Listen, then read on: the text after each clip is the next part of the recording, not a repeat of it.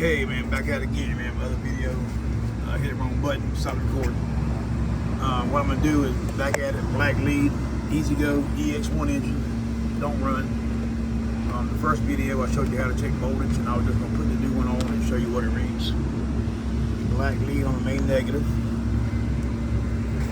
the red lead inside of the red wire on the ISG plug. And what this is the output from the ISG, which actually it feeds everything voltage.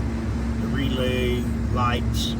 A lot of people want to complain the lights don't work, and I turn the key off and on, it happens to run, so everybody thinks it's the key switch. In all reality, man, it's ISG. Alright, so I'm gonna turn the key on. Alright, so the key on, got voltage.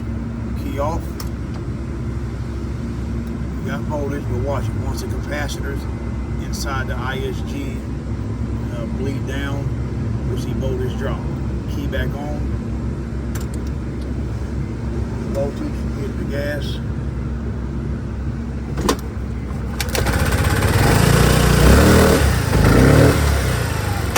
There it is, dog. This little dud runs.